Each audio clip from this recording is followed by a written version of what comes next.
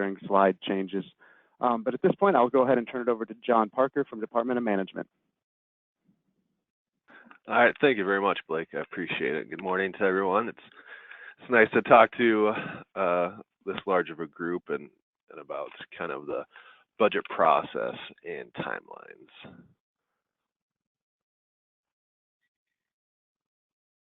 All right, I am John Parker with Department of Management. Along with overseeing 911 budgets, I also oversee emergency management, community colleges, and schools.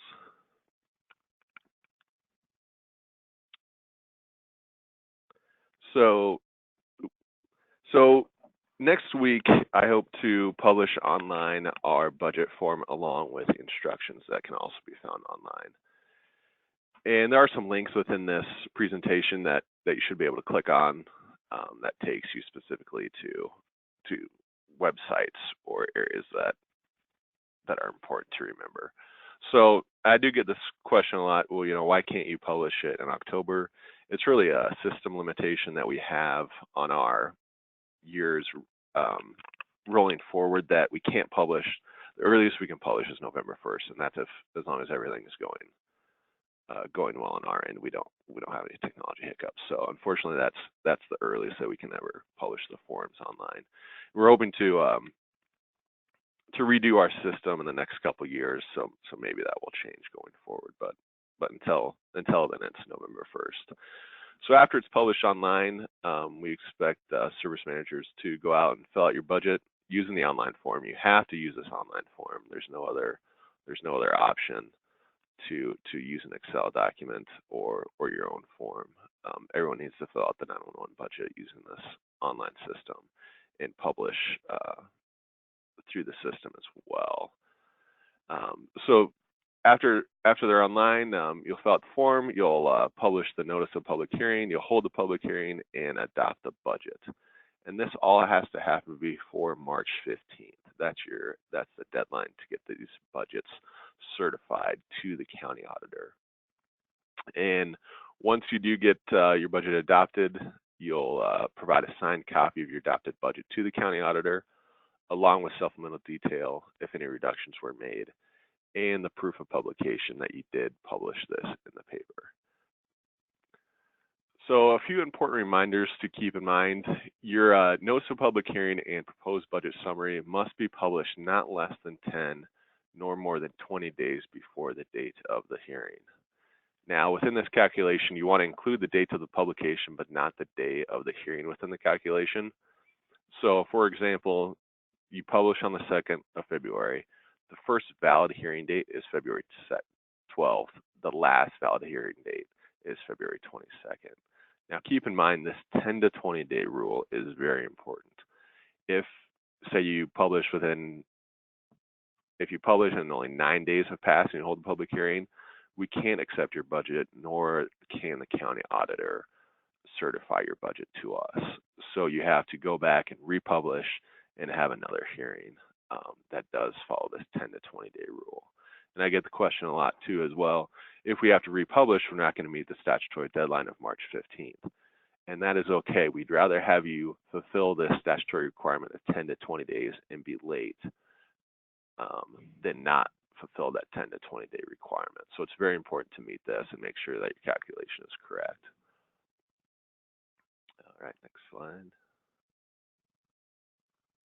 And so please keep in mind. Oh, yeah. And you might be getting to it, but I'll go ahead and ask it. Can the public hearing be posted at the courthouse in lieu of publication? No, it cannot. It has to be published within a newspaper of general circulation within the county. It's requirement in code, and there's you can't post it on your website. You can't post a flyer in the courthouse.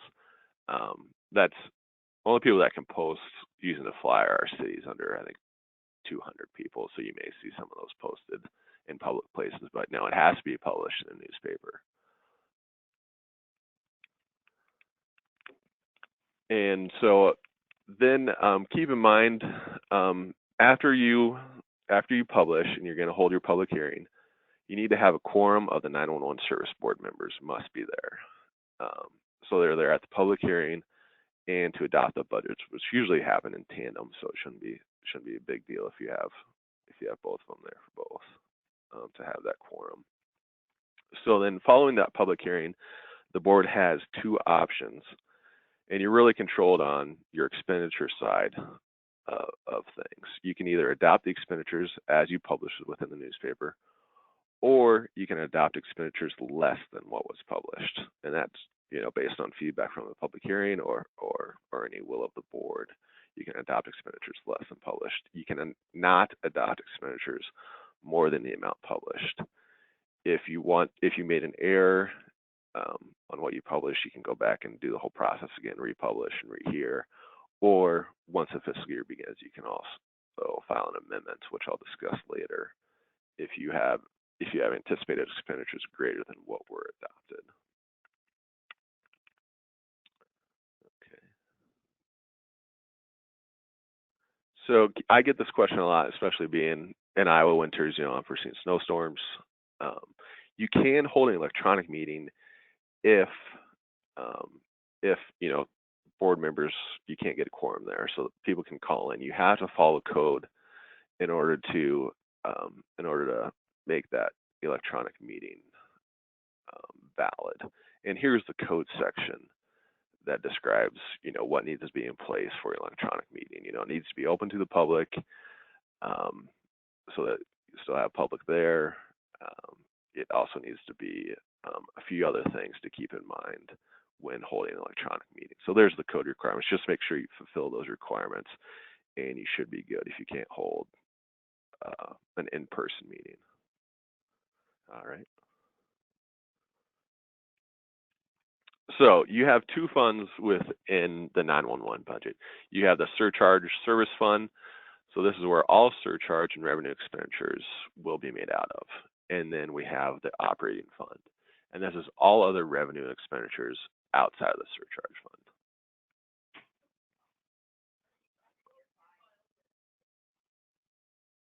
All right. So the surcharge fund revenue is from the surcharge collection, both wireline and wireless. Also interest earned on that surcharge, and also miscellaneous refunds and reimbursements. And expenditures out of that surcharge fund are for recurring and non-recurring costs. And this is related to communication equipment and maintenance of 911 services, any 911 service plan approved by the program manager, but it has to be directly attributable to the receipt and disposition of the 911 call. That's directly from code. So that's the only expenditures that can come out of the 911 surcharge fund. It looks like there's a question going back to the electronic meetings, and the question is, does a hybrid conference call and in-person meeting meet the public requirement if the in-person section is open to the public? Yes. Yeah. You could have some people call in if you have a board member that can't be there. That's fine.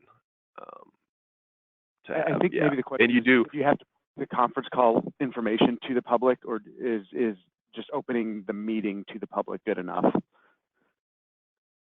Let me see.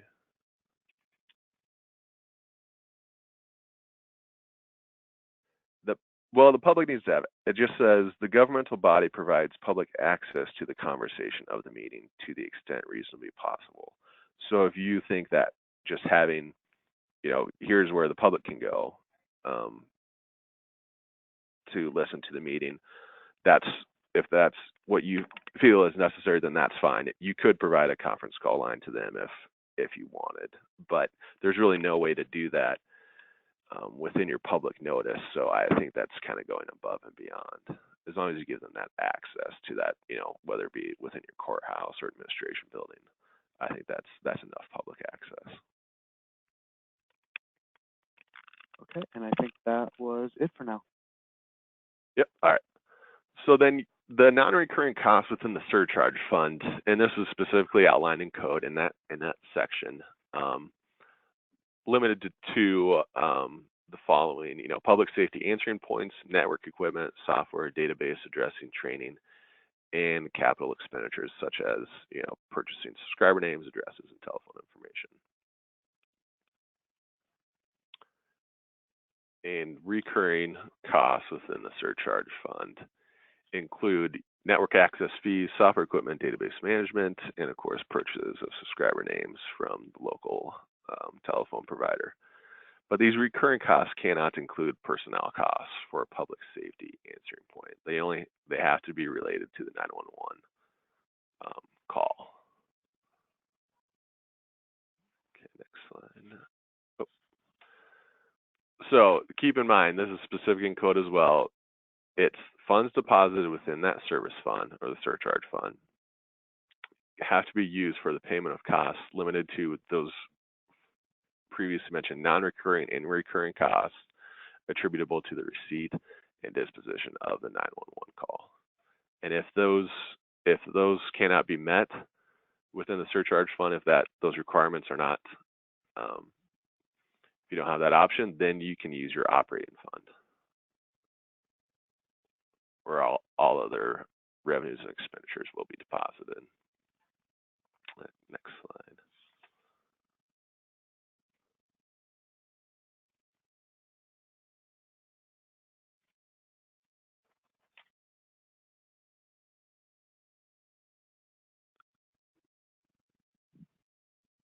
You want me to go to the next one? Oh, yeah, no, this is good. So the surcharge fund, so keep in mind, we'll go back, yeah. You cannot include any costs for other emergency management services, expenditures for building and personnel, but you can use the surcharge fund for costs related to database management and personnel directly associated with addressing. This is also within Iowa code as well. So you can use surcharge fund for that database management. All right. And then, so if it doesn't fall within the surcharge fund, you of course have the operating fund for those expenditures to come out of. And the revenue from the operating fund are from any source other than the surcharge. And this also could include city and county contributions if you have that sort of arrangement with the cities within your county or the county itself. And this also includes IFA bond proceeds as well. And so the expenditures out of this operating fund needs to be part of the 911 service plan, and it can be for any 911 purpose, and this can include building and personnel costs. And then there's a question, is this true for both wireless and wireline funds? The surcharge? Yes. Yeah. They're kind of within the wireline and wireless are both within the surcharge fund. So those expenditures out of that surcharge fund do need to correspond to both the wireline and wireless. Yes.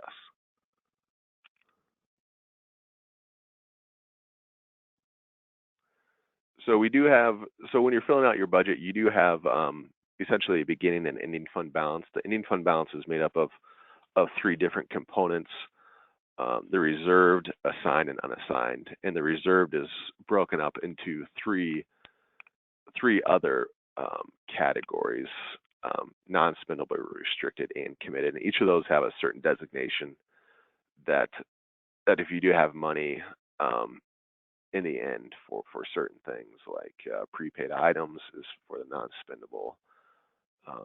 Grants could be restricted, and then committed are some long-term commitments that your board has designated for a specific purpose. All right, next slide. And then the other two parts of the ending and beginning fund balances are the assigned and unassigned. So assigned is your board has said, okay, we intend to use this $100,000 for this specific purpose, but it's not really committed. It's not, you don't have a contract necessarily, but you have a specific use in mind for the future. And then there's also the unassigned fund balance that you just carry forward year to year. That's not really constrained in any way. You just have to carry forward that you want to use for maybe a purpose that you haven't thought of down the road. And so that those three, reserved, assigned, and unassigned, make up your total ending fund balance within your budget, which is important to keep in mind year to year. And I know this has gotten some attention from the legislature last couple of years. Another question came in regarding kind of eligible uses of funds, and I don't want to go down too big of a rabbit hole with the what ifs that I know people have, but we'll certainly answer this one. Are utilities for a Radio Shack considered a building cost? Can we use 911 funds to pay the electricity to power the radios that are housed outside of the PSAP? Oh. So it's as long as it's related to that could be more of an operating. I mean, it's not really a 911 call necessarily.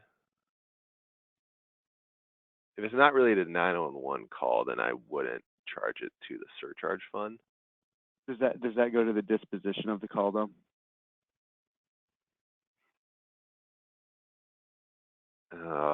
I mean, I would talk with.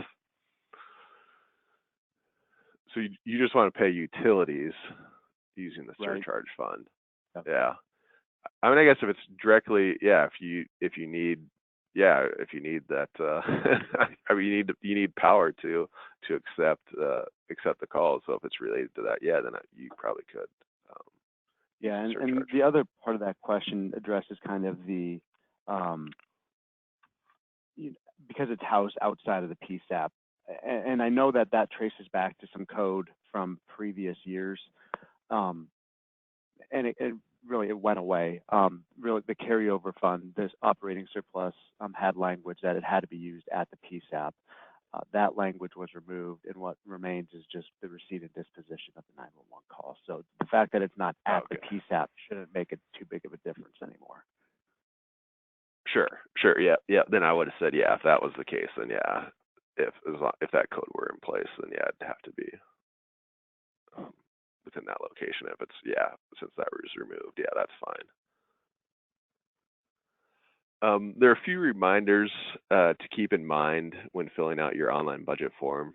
I'm not going to go through, how to do everything line by line, screen by screen, because they're all in the instructions that I'll post online.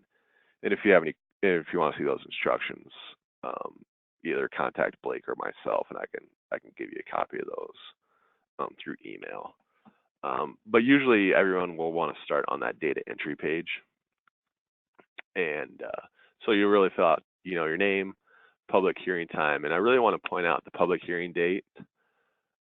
The date really needs to be in this format, because if it's not in this format, we kind of run into errors, and I've probably had to work with a few of you to address some of these errors.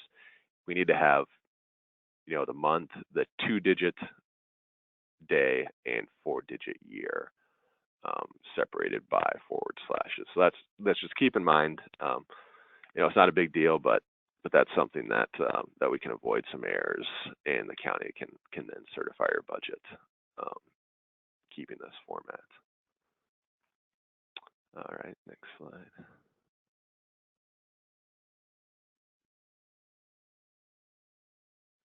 And I also want to, so within your surcharge fund, I mentioned the wireline and wireless categories of revenue that you get, and Blake wanted me to point this out as well. There are two separate places where you put wireline and wireless. So if it's wireline revenue, you want to put it on row 5. If it's wireless revenue, you want to put it on row 8. So it's important to keep those designations, revenue designations, separate when filling out that surcharge revenue year to year.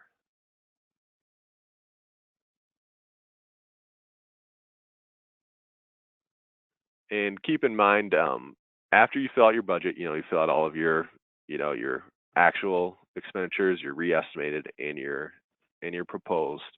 You want to review this error page, and it's really easy to get past all these errors. You really just have to fill out revenues and expenditures on both forms, and then you also need to fill out your hearing time, date, and location within the data entry page. So it's really easy to clear these errors, and you can't propose your budget with any errors. So if you're trying to propose it and you see an errors message, review this page and fill out any missing information.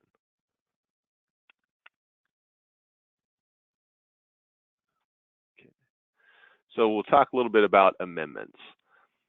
So your amendments are, you will publish an amendment and adopt an amendment for any unforeseen expenditures that may happen through the budget year.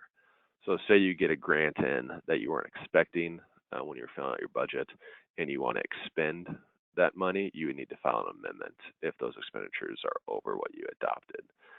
But say you got that same grant, but you didn't really have a use for it in the fiscal year, it's just increased revenue, you do not need to file an amendment for any revenue increases. It's only on the expense side, whether through the surcharge or through the operating fund expenditures. So keep that in mind. If you plan on going over your adopted expenditures for surcharge or operating, you have to file an amendment, and you have to file that amendment prior to expending the funds. You can't expend the funds and then say, "Oops, I overspent what I budgeted." You need to file that amendment prior to the expenditure happening. So within amendments, we have the same, as you're adopting the budget, we have the same 10 to 20 day publication requirements and hearing after you publish it, and then you'll adopt it, and then you will provide that amendment form to the county auditor along with the proof of publication. And this really needs to be done by May 31st. And it can be done anytime. I know I talked to someone that actually already did an amendment because they had an extra grant coming in that they wanted to expend right now. So yeah, you can do an amendment now. It doesn't have to be at the end of the fiscal year. And the amendment form, you can access the amendment form two ways. I gave you the direct link there, or you can follow those steps. You can go to our website, click on Other Authorities, and it'll bring you to that forms area on that page, and you click on that miscellaneous budget form 653A, and it gives you two options. You can either you can type into that Word document, or you can handwrite on that miscellaneous amendment form. So there's a couple options there. Keep in mind, I just want to reiterate, you don't have to file an amendment for revenue increases, only expenditures. And what you'll do is after you publish and adopt that amendment, you'll give it to your county auditor along with that proof of publication, and they will forward on the amendment to us. So you don't need to forward on anything to us from the amendment. The county auditor will take care of that. So that's really just a real brief overview of what code requires for expenditures and revenues out of each of those funds, how the amendment process sort of works, and some reminders to keep in mind. Yeah, please review the instructions. The instructions give a little bit more detail about how to fill out the online form, what steps need to be taken, and also more detail about what types of revenues you have and what revenues go on which lines, as well as expenditures. I'm just briefly looking at them right now.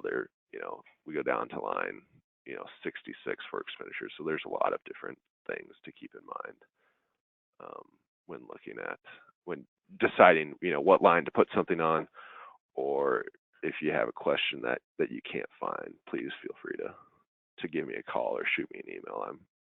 I'm available for any questions or concerns. And there is one question. I'm going to go back a couple slides to it, and this is a good question. Back to the assigned, unassigned, and reserved. Can we just review which one is considered bad by the Hill? Oh,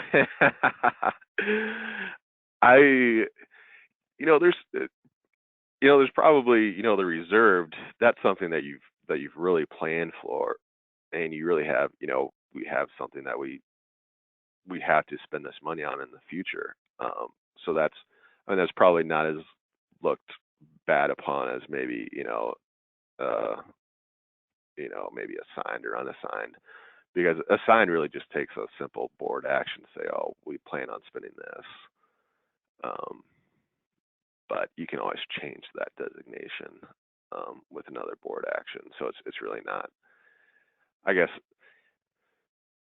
I don't want to speak for anyone within the legislature or anyone looking at some of these budgets to be what is looking at bad, because sometimes they may not make that determination either. They may not say, well, what's your ending fund balance? Well, you know, there's 3 different categories. Which one do you really want to see? And usually they just get the whole ending fund balance, not reserved versus assigned and unassigned, because they may not really understand those designations either. So it's just something that I just want to point out and say, you know, there are people looking at this, and if you have a reason why you have a big fund balance, that's fine. Say, you know, we're saving up for this piece of equipment, or we have a long-term, you know, debt that we're trying to pay down. So it's, you know, so as long as you have an intended purpose for it, or you have an idea behind those fund balances, just be prepared with that. So I wouldn't look at any one of them being as, you know, better or worse than the other. Just keep in mind that, you know, that is something that people are looking at. I don't know if Blake, if you've had conversations with legislators or anyone about this, but yeah, I would echo that too. Just that people are definitely looking at it along the same lines that we're talking about now. Another question: can a motion by a board reserve money for the next fiscal year? Yes. Yep. Yeah, you can. Yep. You can say, okay, we're gonna, like it you could either do it like it could be committed. You say, okay, this is, you know, it's constrained for, you know, a specific purpose that you've wanted to do it. You know, that's really, it's more of a contracted thing. I'm looking at here. That'd be more committed, or you can just assign it to something. You can say, I want to, you know, our plan is to, yeah, here's a board action. We really want to assign it for this specific purpose. But, you know, things do change, and, you know, year by year, you may have different issues come up that you need to maybe unassign that money and assign it maybe to a different purpose. So that might be the way to go. Just assign it, and then if something comes up, you can also unassign it. So that's, yes, that a board action can do that to make an assigned fund balance. Okay, I haven't seen any other questions pop in, so might just move on slowly to see if anything else comes in. But a couple of my first slides also kind of address budgeting, so give people a little bit more chance to think of any questions they might have, specifically for John. First of all, the 2019 budgets I know are, as we've mentioned, are coming up with time for the meetings and the public hearings. The operating surplus amount that we pass through at the end of the fiscal year, I'd like to address that real quick. You know, the previous fiscal year, we ended up passing around $61,000 to each PSAP, to the service boards. So I would not anticipate that much being available the upcoming fiscal year. So what you would receive perhaps in the end of July, beginning of August of 2019. Expect that to be much less. I know that doesn't necessarily help you in your budgeting, but again, that's what will be left over in the surplus. Whatever is there will be zeroed out this upcoming year, but don't anticipate that same amount being passed through. So moving on kind of with the rest of what I had for updating on 911, and if you've paid attention to the kind of the 911 council meetings or the regional supervisor groups, you'll have seen a lot of this information, but a lot of it's also been updated. So at this point, we have 23 PSAPs that have provided their notice of interest and intake information for the shared services that we're offering. Again, that's the Zetron host remote call handling system, and then additional functionality and services are also available to cost share, whereas we'd pay the the entirety of the CPE, the additional functions and services are available to cost share, and you can kind of see how those numbers break out with who's interested in, or how many people are interested in which of those services. The next 3 sites have been tentatively selected to hook on to the host system. Those are listed there: Jefferson, Poweshiek, and Mahaska, and we're anticipating kind of a December-ish timeframe to get those connected. Just an update then, Hancock County was the proof of concept. It has been completed since about mid-August. It's up and running, so continuing to move forward on getting additional counties up and running.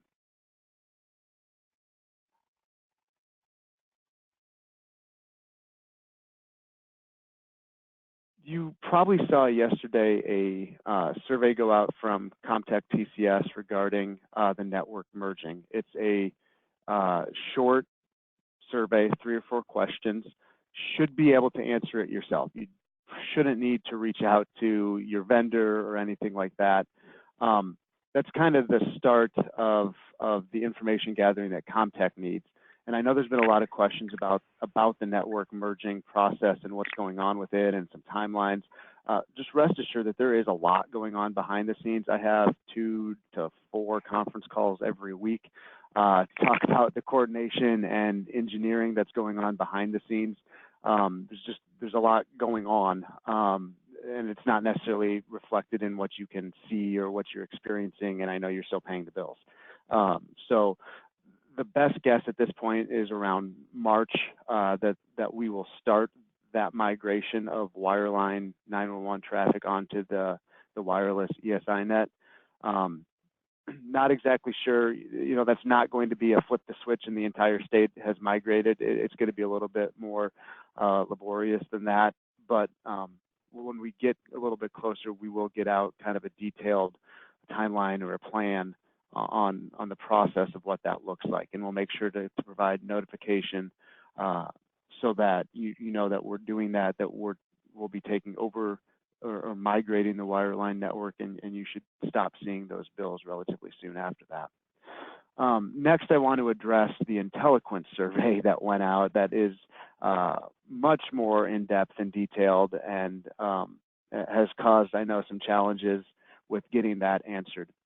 Inteliquent reached out to me maybe 2 years ago to talk about how they would be able to provide 911 service to customers in Iowa. So I tried to provide them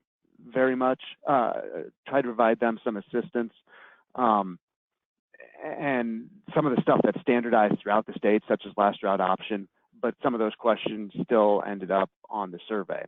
And I know a couple questions are popping in there. These are 2 different things. Again, the Comtech survey you would have received yesterday, very short, very easy, about 4 questions. Inteliquent survey, about 4 pages. So what we're trying to do is, at least for the stuff that we know on the Inteliquent survey that you would have first received like in August, what we're trying to do is work with Comtech to at least answer some of those questions that are wireless in nature that we can answer kind of in bulk on behalf of everyone. So they talk about wireless ESNs, they talk about overflow numbers, some of that stuff, and sorry, wireless trunks was the other one that we kind of identified that we could answer kind of in bulk for everyone. But a lot of those questions are still stuff that you're going to have to talk with your vendor about.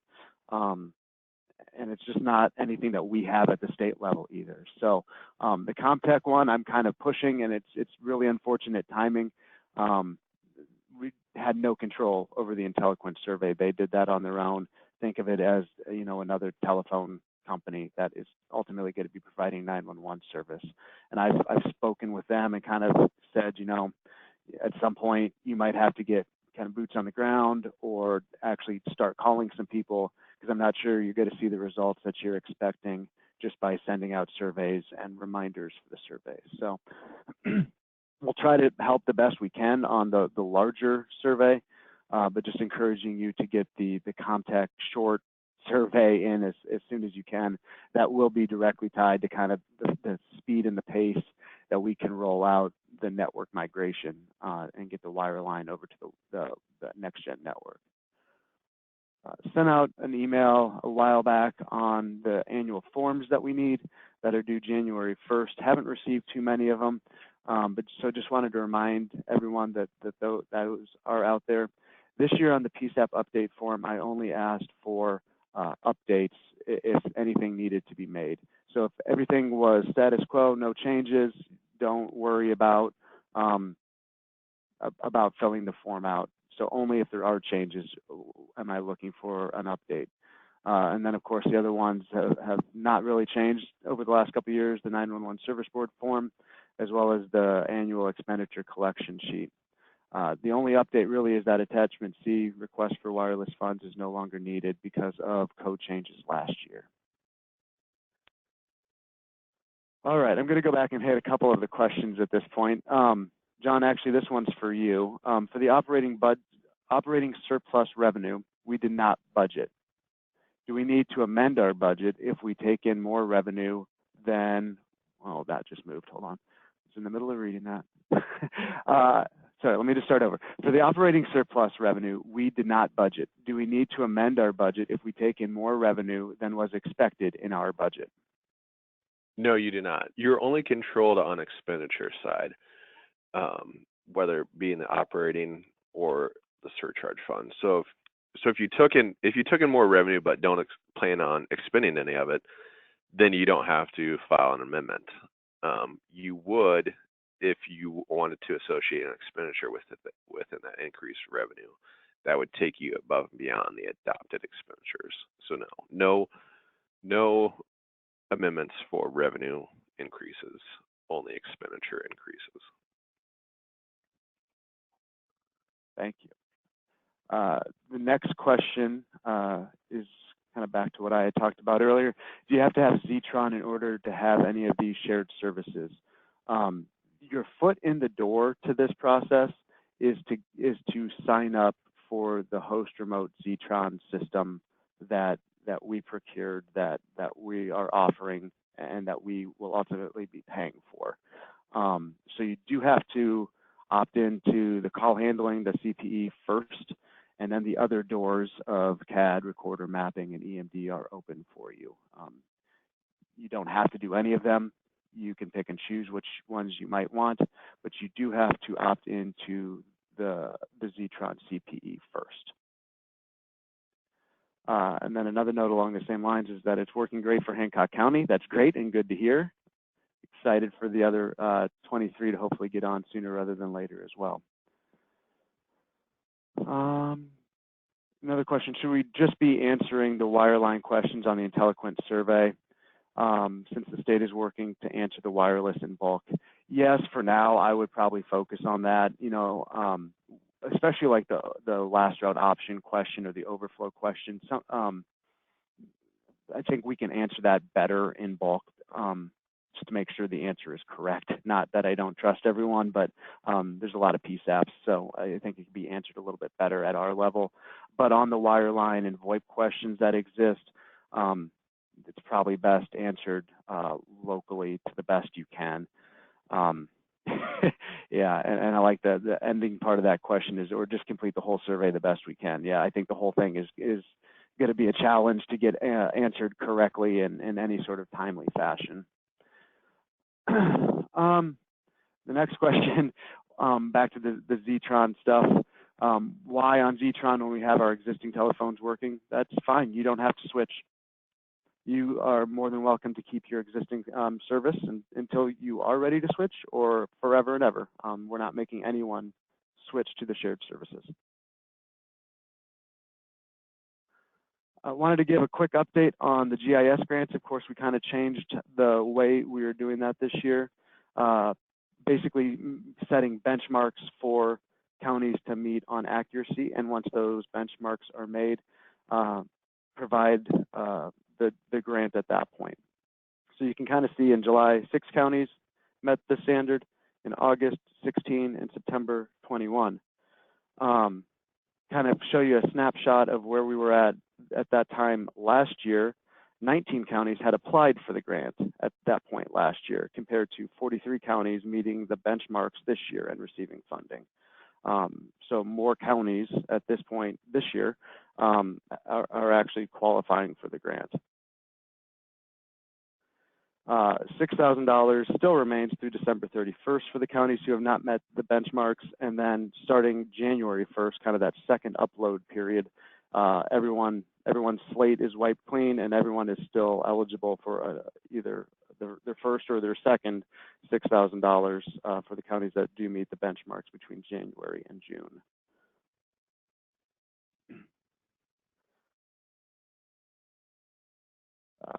Question again, kind of a follow-up on the Zetron aspect of it. Why can we not just do it with our existing phones?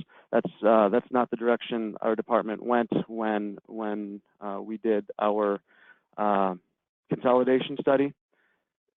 Right now, there's already 6 or so CPE vendors, and they're exhausting to work with. So from our perspective, it was a whole lot easier and a whole lot more effective, I think, to work with one vendor. Also, I guess part of that, it was a very thorough evaluation of the RFP. We had local PSAP managers that used and represented kind of all of the different CPEs. So it wasn't just a bunch of state people that have never taken a 911 call looking at screens that we're not familiar with and making a decision. The decision, like I said, was heavily influenced and based on local PSAP supervisors, and that was the one that won the RFP. To the GIS grants, you can kind of see a snapshot of who those counties are at this point. A lot of you are very close to still meeting it in this particular period. And the clarification on the GIS grant, to get the second $6,000, yes, you would need to upload again. The point kind of this whole exercise is to get folks used to uploading on a regular basis. At some point, you know, you should be updating monthly, weekly, as changes happen. So this is kind of the start of trying to get everyone in that frame of mind. So we started off pretty easy. We're looking for uploads twice a year and kind of rewarding based on uploading your data twice a year.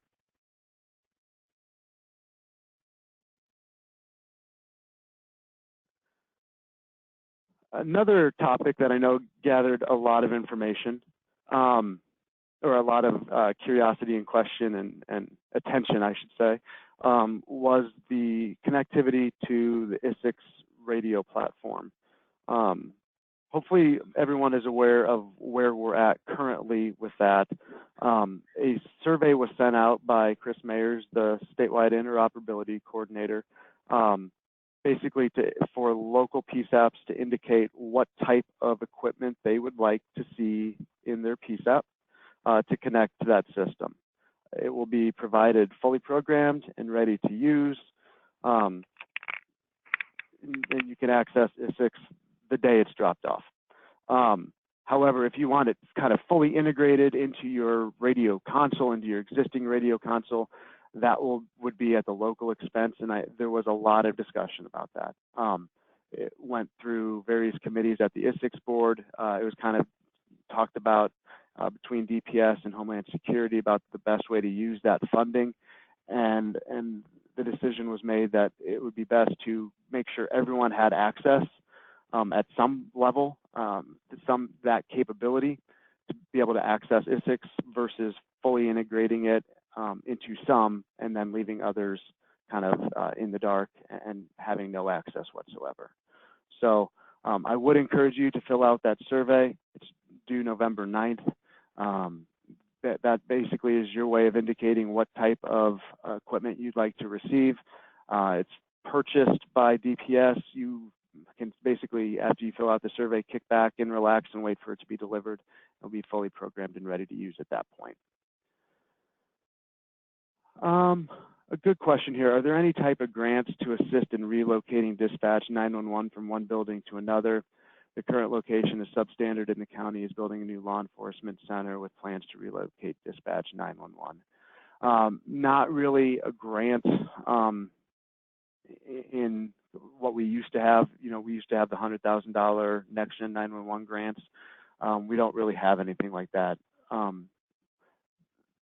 Through various Code of Iowa changes, the grants for kind of next gen upgrades went away, but instead you get the operating funds zeroed out at the end of the year. So again, $61,000 per PSAP was sent to the service boards. And a lot of service boards do have money sitting in that unassigned or assigned service fund. So double check to make sure that and depending on the county that is, I can check for you as well. A lot of you do have money. Maybe you have already kind of earmarked for projects, but there is no kind of standalone grant for relocating.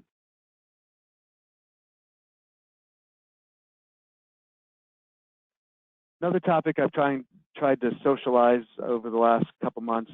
A number of years ago, we put in some redundancies to the 13 bigger regional PSAPs in the state. So not only are they connected to the ICN, they're connected to Windstream. So when there was a large ICN outage a couple months ago, those 13 PSAPs did not go down when the ICN went down. They stayed up because of the connectivity to Windstream. It's been strongly worded that from our department leadership that we get all of the state kind of connected in with those 13. So at the moment, every county has been allowed to pick their backup PSAPs. And that's worked fine, that's worked well, but I think there might be a way that we can do that a little bit better and still allow local PSAPs to choose their own backups as well. So you can kind of see here on the graphic that I've grabbed, Cass County in this instance routes to Shelby County for both their primary and secondary backup. The third backup I've listed as Pottawatomie County. What's not here is the fourth backup, and that would be the same for everyone. The fourth backup is the last route option, which goes to Joint Forces Headquarters, DPS. Basically, what I'm talking about doing is allowing counties and PSAPs to still choose their first two backups. You know, in this case, it might make sense to not have Shelby County be both the primary and the secondary, but by all means, if that's the way you want it, I'm not going to argue with you. What I'm talking about doing in this case is taking that third backup and making sure it routes to one of those 13 regional backup sites.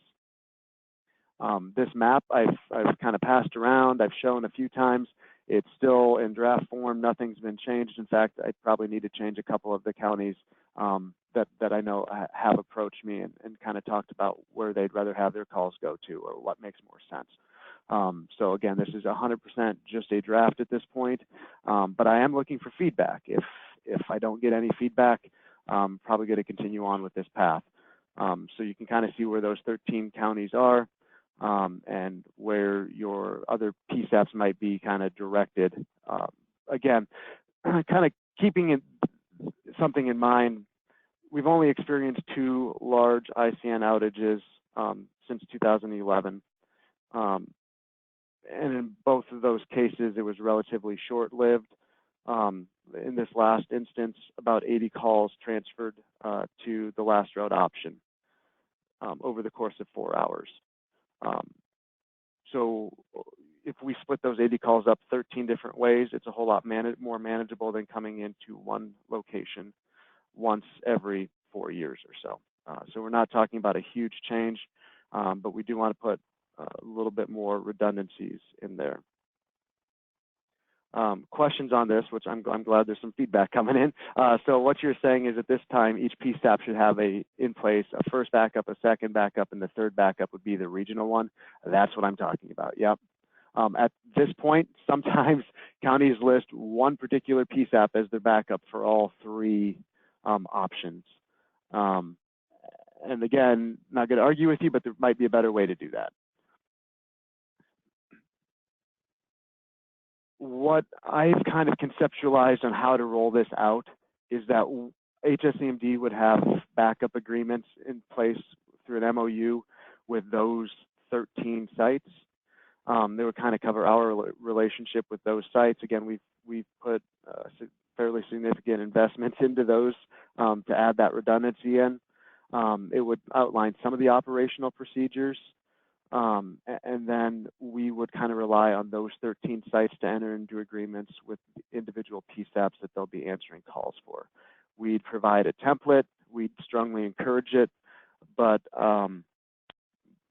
probably not going to go make sure that those agreements, those local one-on-one agreements are signed.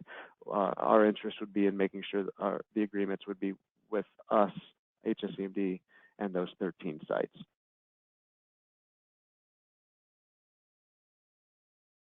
So again, still looking for more feedback on that. You don't have to do it here. You can shoot me an email. You can call.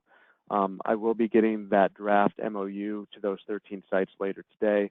It's been vetted by our Assistant Attorney General, but definitely if there's any feedback or anything that those 13 sites would like to see changed or strengthened or reworded, definitely open to suggestions on that. I'm not trying to do this heavy-handed or in a vacuum.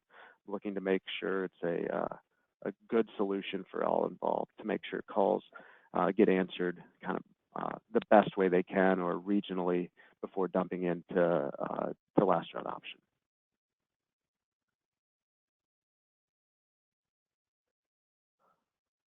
Kind of take a pause here. That does conclude both portions of the webinar, the budgeting aspect, but also the program update.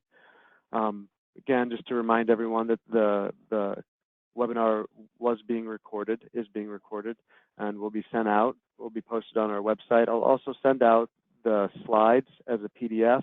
So any of the links from John's presentation, you would be able to click on and access that way. Both of us are available for questions at any point. I don't know, John, did you have anything else that you wanted to mention, or are you okay?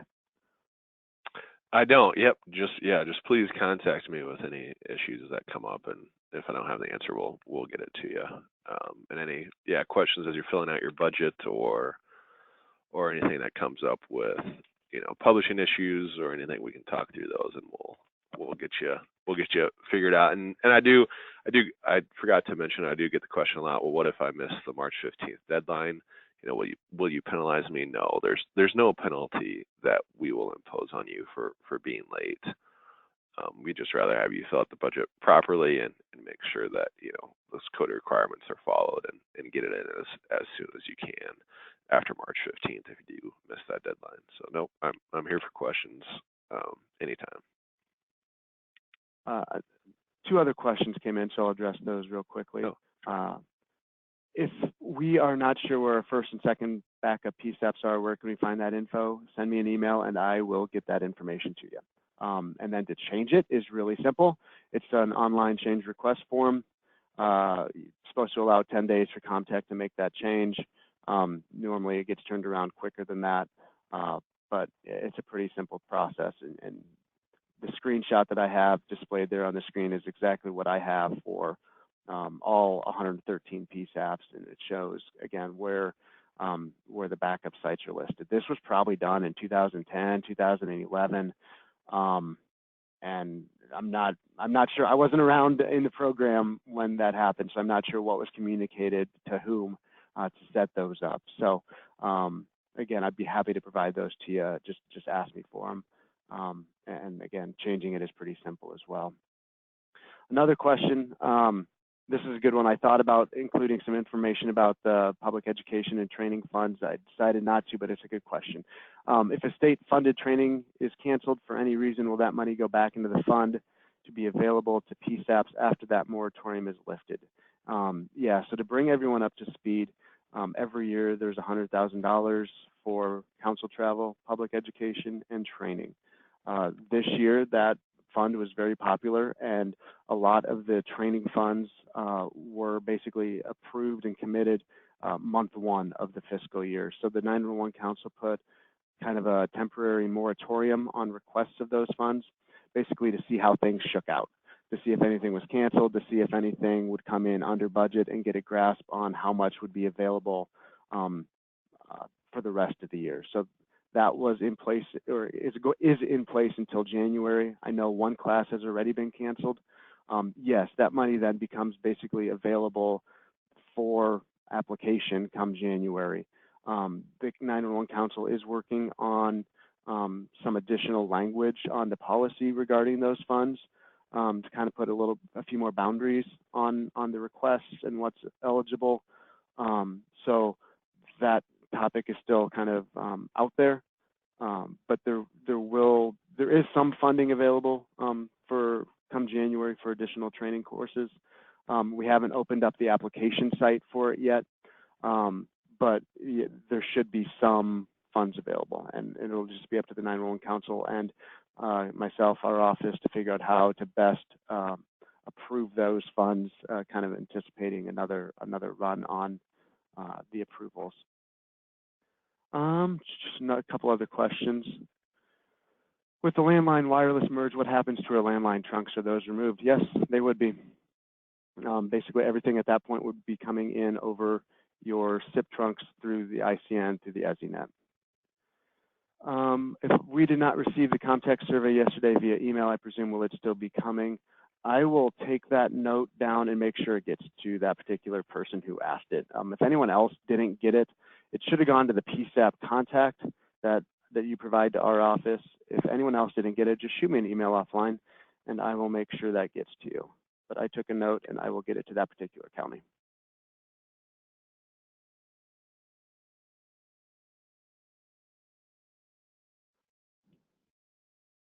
Will all landlines calls then lose their alley address when it reaches the PSAP and look like a wireless call?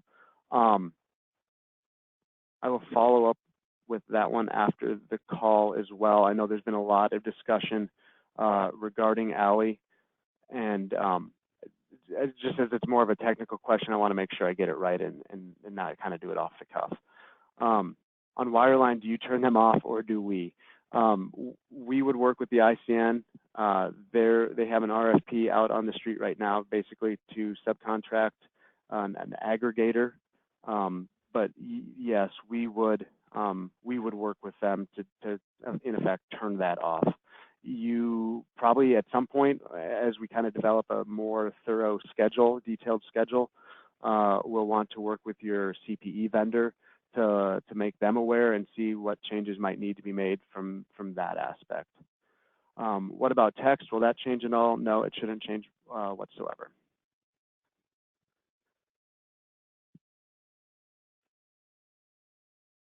Okay, not seeing any other questions pop in at this point, but again, both John and I are certainly available after the fact to answer any questions if you do come up with anything. At this point, I would like to end the webinar and give